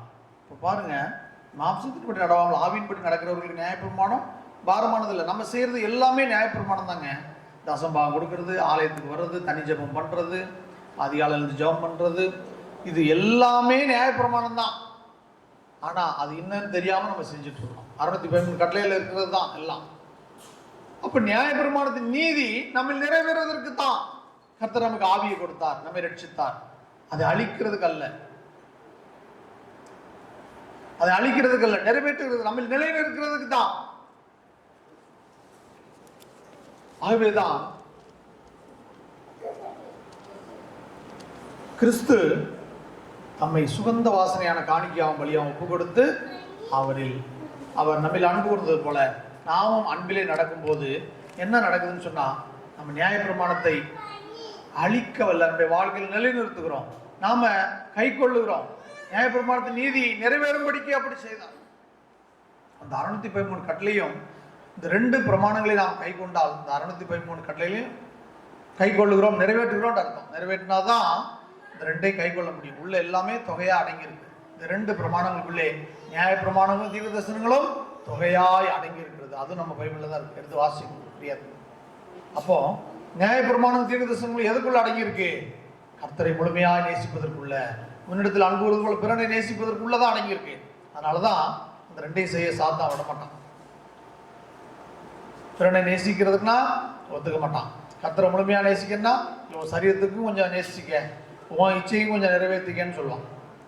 உனக்கு பிரியமானது கொஞ்சம் செஞ்சுக்க, கர்த்தருக்கு பிரியமான பிள்ளையா வாழ்றத விட கொஞ்சம் செஞ்சுக்க, அப்புறம் பாவ மன்னிப்பு கேட்டுக்க அப்படின்னு சொல்லுவான். அப்போ நாம சுதாரித்து கொண்டு கர்த்தருக்கு பிரியமான பிள்ளைகளை போல, அந்த யோசேப்பு எப்படி தன்னுடைய தகப்பனா யாக்கோபுக்கு இருந்தானோ அதை போல இருக்க அழைக்கப்படும். அப்படி இருந்தான்னா அன்பிலே நடந்து கொள்வதுதான் அவனுடைய நோக்கம். அவர் எப்படி தன்னை ஒப்பு கொடுத்து அன்பிலே நடந்து கொண்டாரோ அதை போல அன்பு கூர்ந்து நடந்து கொள்ள வேண்டும். சங்கீதம் 8:6-8, சங்கீதம் 8:6-8.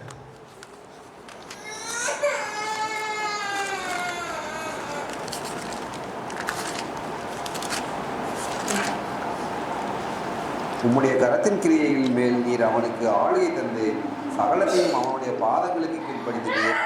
ஆடு மாடுகள் எல்லாவற்றையும், காட்டு மிருகங்களையும், ஆகாயத்து பறவைகளையும், சமுத்திரத்து மச்சங்களையும், கடல்களில் சஞ்சரிக்கிறவர்களையும் அவனுடைய பாதங்களுக்கு கீழ்ப்படுத்தினீர். ஆமென். பாருங்க, ஆயரோட அரசாட்சியில இதெல்லாம் நமக்கு கீழ்ப்படியும். அவனுடைய கரத்தின் கிரியைகள் மேல் நீர் அவனுக்கு ஆளுகை தந்து சகலத்தையும் அவனுடைய பாதங்களுக்கு கீழ்ப்படுத்தினீர். ஆடு மாடுகள் எல்லாவற்றையும், காட்டு மிருகங்களையும். யானை இங்க வான்னு சொன்னீங்கன்னா வரும். மீன் அங்க போ அப்படின்னா போகும். எக்ஸாம்பிள் பார்த்தீங்கன்னா, பறவை படகை வலையின் மீது வலதுபுறமா போடுங்கள்னு சொன்னாரா? போட்டு திரளான மீன்களை பிடிச்சாங்களா? அந்த மீன்கள்லாம் போன்னு சொன்னா போய் வலையில போய் சரண்டர் ஆயிரும். அது கர்த்தருடைய மனுஷனாக இருந்த கர்த்தருடைய வார்த்தைக்கு கீழ்ப்படுகிறது. நீ போய் தூண்டில் போடு, அதில் வாயில் ஒரு வெள்ளி பணம் கிடைக்கும், அதை எடுத்து ராயனுக்கு வரி கட்டுன்னு சொன்னாரா?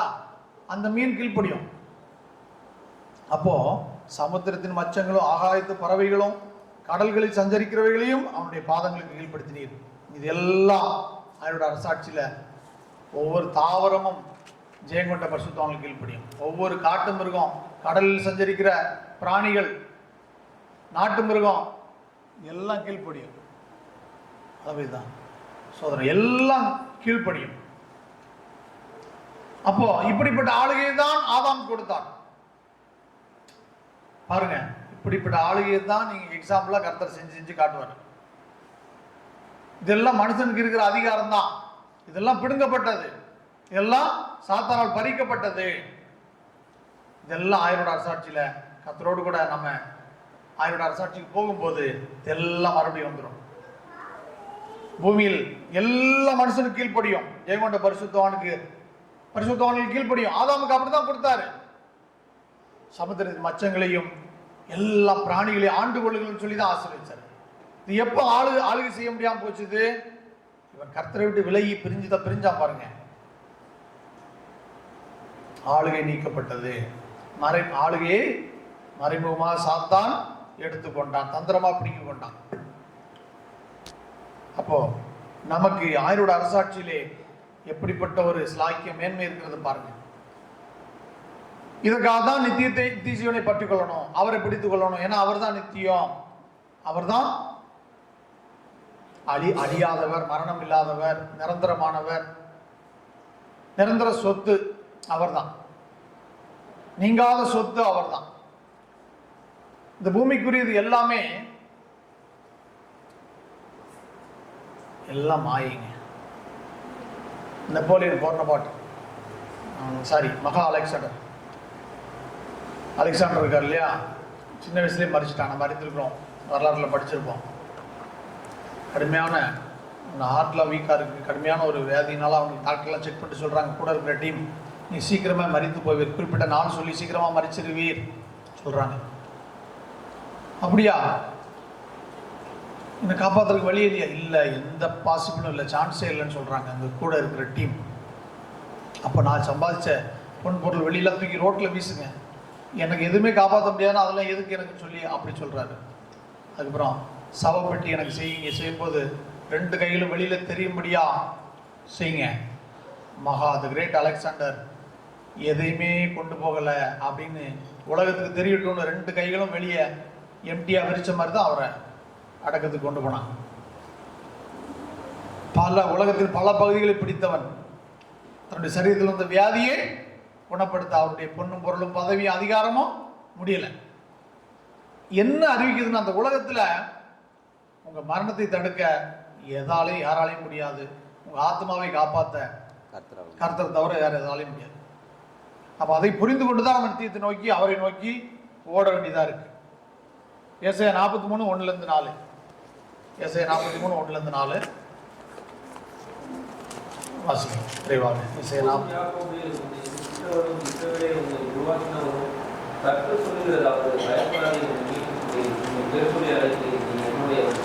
நீ தண்ணீரை கடக்கும்போது நான் உன்னோடு இருப்பேன், ஆறுகளை கடக்கும்போது அது உண்மையில் கொள்வதில்லை. நீ அக்கில் நடக்கும்போது வேகாதிருப்பாய், அக்கினி ஜுவாலையில் பற்றார்கள். நான் இஸ்ரவேலை பரிசுத்தரும் ரட்சகருமாய் இருக்கிற உன் தேவனாய கர்த்தர் உன்னை மீட்புக் கொண்டாக எகிப்தையும் உனக்கு ஈடாக எத்தியோப்பியாவையும் சோபாவையும் நீ என் பார்வைக்கு அருமையானபடியினால் கனம் பெற்றாய். நானும் உன்னை நேசித்தேன், அதனால் உனக்கு பதிலாக மனுஷர்களையும் ஜீவனுக்கு ஈடாக ஜனங்களையும் கொடுத்தேன். பாருங்க, கர்த்தரால் மீட்டுக் கொள்ளப்பட்ட ஜனத்திற்கு அவர்கள் தண்ணீர்களை கடக்கும் போது தண்ணீர்கள், ஆறுகள் அவர்கள் மேல் புரண்டு வருவதில்லை. அது அவர்களுக்கு கர்த்தர் கொடுக்கிற அதிகாரம். இஸ்ரவேல் புத்திரர் யோர்தானை கடந்தார்கள், யோர்தான் தரித்து நின்றது. செங்கடலை கடந்தார்கள், செங்கடல் வழிவிட்டது. ஆறுகள் அவர் மேல் புரளுவதில்லை, புரளாது. அதற்கு மேல் எல்லா சிருஷ்டிப்புகள் மேல் மனிதனுக்கு அதிகாரம் கர்த்தர் கொடுத்துதான் வைத்திருந்தார். அதை ஆங்காங்கே நடைமுறைப்படுத்தி காட்டுகிறார். அடுத்து, நீ அக்கினியில் நடக்கும்போது வேகாதிருப்பாய். அக்கினியில் நடந்தாலும் வெந்து போகாத சரீரம். ஏன்னா அக்கினியின் மேல் அதிகாரம். நம்முடைய தேவன் யார்? அக்னிமயமான தேவன், அக்னியின் நடுவில் உலாவுகிற தேவன். சாத்தான் யாரா இருந்தான்? அக்னியின் நடுவில், அக்னிமயமான கற்கள் நடுவில் உலாவிக் கொண்டிருந்த தேவதூதன். அப்படின்னா என்ன அர்த்தம்? அதன் மேல் அதிகாரம், அக்னி மேல் அதிகாரம். அக்னி அவனை சேதப்படுத்தாதுன்னு அர்த்தம். அதே அதிகாரம் தான் மனிதனுக்கு. அப்போ அக்னியில் நடக்கும் போது நீ வேகாதிருப்பாய், அக்னி ஜுவாலை உன் பேரில் பற்றாது. இதெல்லாம் ஆயரோட அரசாட்சியில் பிராக்டிக்கலா அனுபவிக்க போறோம், நித்தியத்தில் பிராக்டிக்கலா அனுபவிக்க போறோம். அதற்காகத்தான் நாம் நித்திய ஜீவனை பற்றிக்கொள்ள வேண்டியது, இயேசுவை நோக்கி பொறுமையோடு ஓட வேண்டியதா இருக்கிறது. அதற்காகத்தான் நாம் பின்னானவிலை மறந்து முன்னானவில் நாடி அவரை நோக்கி, இலக்கை நோக்கி தொடர வேண்டியது அவசியமா இருக்கு. அதற்காக தான் அழைக்கப்பட்டிருக்கோம். வெளிப்படுத்தல் 22, 18, 19 வாசித்து முடித்துக்கொள்வோம். வெளிப்படுத்தல் விசேஷம் 22, 18, 19. இந்த புஸ்தகத்தில் உள்ள தீர்க்கதரிசன வசனங்களை கேட்கிற யாவருக்கும் நான் சாட்சியாக எச்சரிக்கிறதாவது, ஒருவன் இவைகளோடு எதையாலும் கூட்டினால் இந்த புஸ்தகத்தில் எழுதியிருக்க வார்த்தைகளை தேவன் அவன் மேல் வாதைகளை தேவன் அவன் மேல் கூட்டுவார். ஒருவன் இந்த தீர்க்கதரிசன புஸ்தகத்தின் வசனங்களிலிருந்து எதையாலும் எடுத்து போட்டால் ஜீவ புஸ்தகத்திலிருந்தும் பரிசுத்த நகரத்திலிருந்தும் இந்த புஸ்தகத்தில் எழுதப்பட்டவைகளிலிருந்தும் அவனுடைய பங்கை தேவன் எடுத்து போடுவார். ஆமேன். பாருங்க, இந்த தீர்க்கதரிசன புஸ்தகத்தில் வெளிப்படுத்த விசேஷம் தீர்க்கதரிசன புஸ்தகம். இதுல இருந்து ஒருவன் இதை கூட எதையாவது கூட்டினா இந்த புஸ்தகத்தில் இருக்க வாதைகள் அவன் மீது கூடிடும். இதுல இருந்து எதையாவது குறைச்சா, எதையாவது எடுத்து போட்டான்னா இந்த ஜீவ புஸ்தகத்திலிருந்தும் பரிசுத்த நகரத்திலிருந்தும் இந்த புஸ்தகத்தில் எழுதப்பட்ட பங்குகளிலிருந்தும் அவனுடைய பங்கை தேவன் எடுத்து போடுவார். அதனால வெளிப்படுத்த விசேஷம் நிறைய பேர் எடுக்கிறதே பயப்படுறாங்க. ஒரு பாஸ்டர் சொன்னாராம், ஒரு பாஸ்டர் என்கிட்ட சொன்ன காரியம் இது, நீ வெளிப்படுத்த விசேஷத்தையா பிரசங்கிறீங்க, அப்படி சீக்கிரம் செத்து போயிடுவேன். பாருங்க, இதுதான் இன்னைக்கு நிலவரம். வெளிப்படுத்த விசேஷத்தையா பிரசங்கிக்கிறேன், அப்போ நீ சீக்கிரம் செத்து போயிடுவேன், அதனால யாருமே தொட மாட்டாங்க, நீ ஏன் தொடுற அப்படின்னு கேட்டாராம். ஒரு சிரிப்பா என்கிட்ட சொல்லிட்டு இருந்தார். அப்போ பாருங்க நிலவரம் எப்படி இருக்குன்னு பாருங்க. ஆனா இங்க நம்ம மணவாட்டி சபையில நம்ம கொஞ்சம் பேர் இருக்கிறோம். எப்போ நம்ம சில நேரத்தில் அப்படியே அற்பமாலாம் நினைக்கிறோம். ஆனால் மணவாட்டி சபையில் சொல்லப்படுகிற சத்தியம் நீங்கள் உலகத்தில் பெரிய திருச்சபையில் போனால் கூட அந்த சத்தியம்லாம் கிடைக்காது. பெரும்பாலும் அந்த மாதிரி வார்த்தைகளை அங்கே நீங்கள் கேள்விப்படவே முடியாது. உலக ஆசீர்வாதம், ஐஸ்வர்யம், பணம், இம்மைக்குரிய காரியங்கள் இதை சார்ந்திருக்கும். மறுமையின் காரியம் கொஞ்சம் இருக்கும். ஆனால் நமக்கு தேவன் வெளிப்படுத்த விசேஷத்தை அங்குலம் அங்குலமாக இன்ச் பை இன்ச்சா அறிவித்திருக்கிறார். ஏன்னு சொன்னா, நோவாவுக்கோ கர்த்தருடைய கண்களில் கிருபை கிடைத்தது, மணவாட்டிக்கு அவருடைய கிருபை கிடைத்ததுதான் காரியம். வெளிப்படுத்த உன்னத பாட்டில் வாசம் இல்லையா, அவருடைய பிரியம் என்மேல் இருக்கிறது. நான் நேசருடையவர், நேசருடையவள், நேசர் என்னுடையவர், அவருடைய பிரியம் என்மேல் இருக்கிறது. அதுதான், அது மட்டும் தாங்க காரியம். நம்முடைய சம்பாத்தியம் அல்ல, நாம் தேடிக்கொண்டதல்ல, நாம் வாங்கிட்டு வந்த, நாம் சம்பாதிச்சதல்ல, நம்முடைய பரிசுத்த நீதியின் கிரியைகளினால் அல்ல, அவருடைய ஈவினால் கிடைத்தது. அப்போ அவருடைய இந்த வெளிப்படுத்த விசேஷத்தை நாம் அசிட்டிஸ் அப்படியே போதிக்கணும், அப்படியே கை கொள்ளணும். அதோட கூட்டக்கூடாது, எதையும் அப்படியே கை கொள்ளணும், எதையும் குறைச்சிடக்கூடாது. ஏன்னா குறைச்சா பங்கு போயிடும். ஜீவ புஸ்தகத்திலிருந்து பரிசுத்த நகரத்திலிருந்து நம்முடைய பேர் எடுக்கப்படும். கூட்டுனா வாதைகள் கூடிவிடும். ஆகவே வெளிப்படுத்த விசேஷம் மனுஷன் மைமேடுகிற காலகட்டம், அதில் நடக்கிற ஊழியத்தை குறித்து எழுதப்பட்டிருக்கிறது. தேவ மைமைய மனிதன் எப்படி அடைவான், கடைசி நாட்கள் உபத்திர காலத்திலே எப்படி ஊழியம் நடைபெறும், சபை எப்படி மீட்கப்படும், உலகம் எப்படி நியாயந்தீர்க்கப்படும், உலகத்தின் அதிபதி எப்படி நியாயந்தீர்க்கப்படுவான், ரகசிய வருகை, பகிரங்க வருகை, அந்தி கிறிஸ்துவின் ஆட்சி, ஆயரோட அரசாட்சி, இவற்றை பற்றி எழுதப்பட்டது தீர்க்கதரிசன புஸ்தகம் தான் இந்த வெளிப்படுத்த விசேஷம். இதை அப்படியே நாம் ஆவிக்குள்ளாக அறிந்து கை கொள்ளணும், அறிந்து பிரசங்கிக்கணும். மாற்றி கூட்டி பிரசங்கிக்க கூடாது, கூட்டி பேசக்கூடாது, குறைத்து பேசக்கூடாது, குறைத்து கை கொள்ளக்கூடாது, எதை மாட்டிக்கணும். ஆகவே அப்படி செய்யும் போது நாம் நித்திய ஜீவனுக்கு பங்குள்ளவர்களாகவும் அநேகரை நீதிக்கு உட்படுத்துகிற ஜனங்களாக காணப்படும். பிலிப்பியர் 3:13-14 பிரசங்க வசனத்தை வாசிக்கும். பிலிப்பியர் 3:13-14.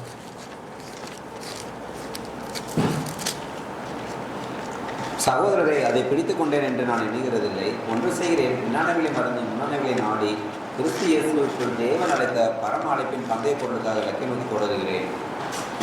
ஆமென். கிறிஸ்து இயேசுவுக்குள் தேவன் அழைத்த பரம அழைப்பின் பந்தய பொருளுக்காக இலக்கை நோக்கி தொடருகிறேன். பின்னானவைகளை மறந்து முன்னானவைகளை நாடி என்று சொல்லிப்பார். அப்போ பின்னானவைகளை மறந்துருங்க. அவற்றை நம்மளால சேஞ்ச் பண்ண முடியாது. ஒருவேளை அதில் ஏதாவது கில்ட்டினஸ், குற்ற மனசாட்சி இருக்கா, கர்த்தரிடத்தில் அறிக்கை செய்து ஒப்புரவாயிருங்க. அதை மன்னித்து அந்த குற்ற உணர்விலிருந்து விடுதலை தருவார். முன்னானவைகளை நாடுங்க. கிறிஸ்து இயேசுக்குள் தேவன் அழைத்த இந்த பரமழைப்பின் பந்தய பொருளுக்காக அந்த 2026 ஆண்டிலே இலக்கை நோக்கி தொடர்ந்து அதை இருக பற்றி நித்திஜனை பற்றிக்கொள் என்று வாசிச்சோம். நல்ல போராட்டத்தை போராடி சுவாசத்தை காத்துக்கொள், நித்திஜனை பற்றிக்கொள். அதற்காக நீ அழைக்கப்பட்டாய். பற்றி பிடித்துக் கொள்ளணும். அதுதான் நிரந்தரம். இதெல்லாம் வேஸ்ட். இதெல்லாம் வேஸ்ட். பெரிய பெரிய மனிதர்களுடைய சுயசரிதை எடுத்து வாசிச்சு பாருங்க, ஆச்சரியமா இருக்கும். ஆப்பிள் ஸ்டீவ் ஜாப்ஸ் எடுத்து வாசிச்சு பாருங்க. வியாதி சரீரத்தில் அவன் குணமாக்கவே முடியல. கடைசியில் சொல்றான், இந்த வியாதியின் தருணத்திலே நான் சம்பாதித்த பேர், புகழ், பணம் எல்லாம் எனக்கு ஒன்றுமில்லைன்னு தோணுது. ஏன்னா எதாலையும் என்னை காப்பாற்ற முடியல. பெரிய பெரிய ஆளுடைய முடிவுலாம் அப்படிதான். அப்போ நமக்கு ஒரு லெக்க கொடுத்துருக்காரு, நித்திய ஜீவன். அதை எப்படியா பற்றி பிடித்துக் கொள்ளணும். சரீரம் மரித்தாலும் ஆத்மாவில் ஆவிலும் உயிர் இருந்துச்சுன்னு சொன்னா சரீரம் ஐமீன் சரீரமா மாறிடும். செத்த சாட்சியா மறித்தீங்களா, சேஃப். ரகசிய வரியை வந்துச்சா, அவருடைய சாயலை அடைஞ்சு ஆவி ஆத்மா அடைஞ்சிருச்சா, சரீரம் ஆட்டோமேட்டிக்கா ஆவின் சரீரமா மாறிடும். ஆகவே அந்த ஸ்லாகியத்தை அடைந்து கொள்ள உங்களுக்கும் எனக்கும் கர்த்தர் அனுகிரகம் பண்ணியிருக்கிறார். இந்த மைமீன் சுவிசேஷத்தை இந்த 2026 ஆண்டு எங்கும் பறைசாற்றுவோம். ராஜ்யத்தின் சுவிசேஷத்தை, ராஜ்யத்தின் சுவிசேஷம், தேவனுடைய ராஜ்யத்தின் சுவிசேஷம் உலகமெங்கும் உள்ள சகல ஜனங்களுக்கு சாட்சியாக பிரசங்கிக்கப்படும். அப்போது முடிவு வரும். முடிவு வர வேண்டும் என்று சொன்னால் இந்த மைமையடையக்கூடிய இந்த ராஜ்யத்தினுடைய சுவிசேஷம் எங்கும் அது முன்குறிக்கப்பட்டவர்களுக்கு அறிவிக்கப்பட வேண்டும். அறிவிக்கப்பட்டால் முடிவு வரும். நாமும் ஆயத்தமாகவும் பிறரை ஆயத்தப்படுத்துவோம்.